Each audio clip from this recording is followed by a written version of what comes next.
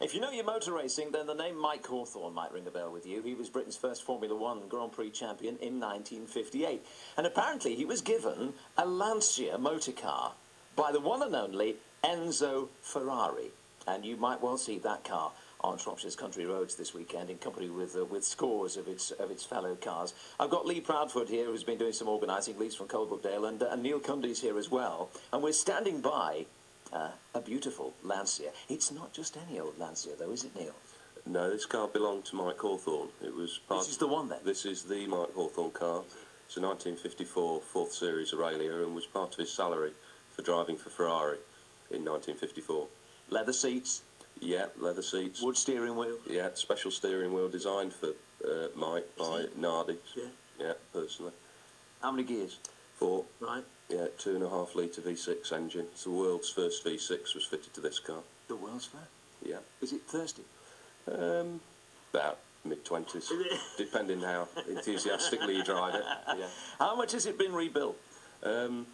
It's been totally rebuilt, but most of the metal from the waistline downwards has been replaced because it had been stored for about 20 years and was rusty as anything.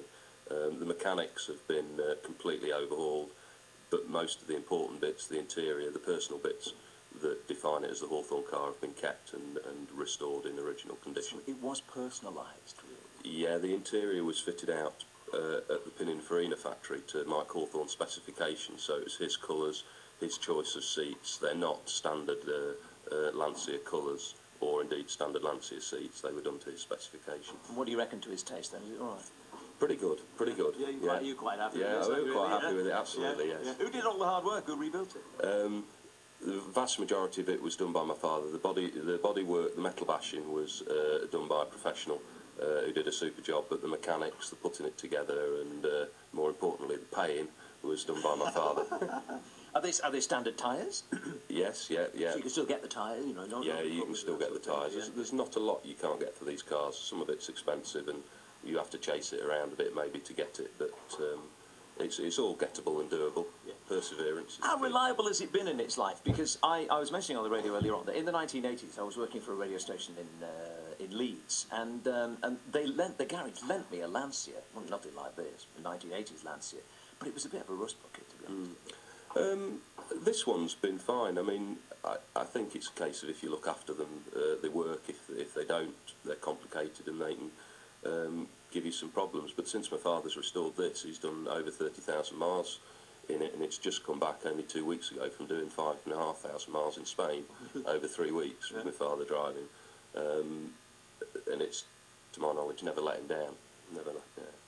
3 weeks in Spain? Yeah. Your dad driving it? Yeah. No air conditioning, was it? No, a bit hot. Windows open. Warm air coming in as you drive along. Yeah, okay. absolutely. Now, the man holding the brolly very kindly for us here as I'm just sort of on the edge of it and getting away. But don't worry about it, Lee. It's Lee Proudfoot. Hi, how are you? Good morning, Eric. Have you got a Lancia? I have. It's actually in bits at the moment, so I'm actually not in a Lancia today. Right. No, I've noticed. Okay, fine. What year is yours? Mine's 1967. I have a Lancia Fulvia Bellina, which is one of, believed to be 3 left in Britain. Very rare. It's the saloon version of the coupe, which everyone collects. Yeah. But, my car's got some history. It originally was built for a customer in Greece. It lived in Malta. It was imported in 1973. And the previous owner's done the Monte Carlo Historic Rally in it as well. So in it? It's got a few bashes and things and rally stickers all over it. But why the love of Lancias then? Well, I started when I was 19. My first new car was a brand new Lancia from my local dealership. There's something different about them. The engineering was always very special. They've got a very rich heritage based on innovation and design-led engineering. I just like the looks as well. Stylish. Very stylish. They are. Yeah, and the interior's always been very good. Yeah. And they've got a bit of pizzazz and a bit of brio, as the Italians describe it. Brio! Come into the brolly then, Neil. Come into the brolly. Don't stand in the rain, my friend. What was the one that he would have lent me in the 1980s? Because it looked like it had all holes in the dashboard. It looked like you could throw golf balls into it. It was either a Trevi or a Beta with a Trevi dash, so probably a Trevi, which is very rare. You'd agree with that one, would you? I would, yeah. Interior designed by a very famous Italian designer called Bellini. It was very aesthetically good, but it didn't actually work very well, the dash. It didn't ergonomically work. But I think I'd agree with that, from what I remember. There's like 6 left in Britain. Really? Trevi's registered, very rare. So what's happening this weekend?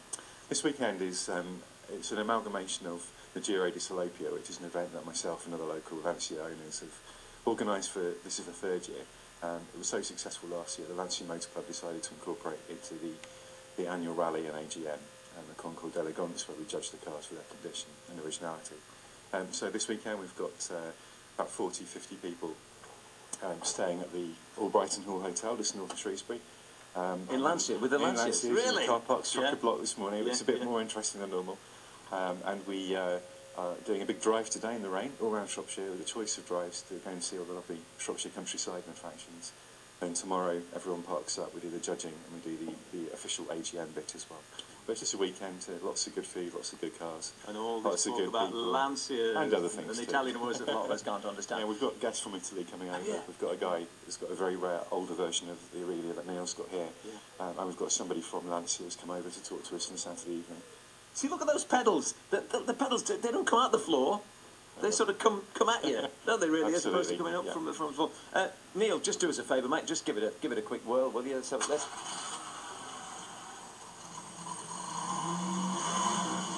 listen to that. Eh? It's beautiful, lovely. The world's first V6 engine. Yeah. For petrol heads everywhere, you're going to love this. You really are. Watch out for the Lancias, dating back from. Well, the first ones were 1906. Our oldest is late 20s. That's at the hotel at the moment. Up until hopefully we've got maybe some brand new ones coming from Holland as well. Terrific. Still make them then? Still make them, yeah. Yeah. Fantastic. Great to see you, Lee. Thank you very much. Thanks very much, thank you. Neil, thanks a lot, my friend. Yeah, thank you very much. You will look after this, won't you? We will look after it, yeah. He looks after it like a baby, there's no doubt about that. It's yeah, good absolutely. to see you both. Thank you very much. This is a terrific machine. It really is, and I remember the name Mike Hawthorn as well. Here's Brian Adams.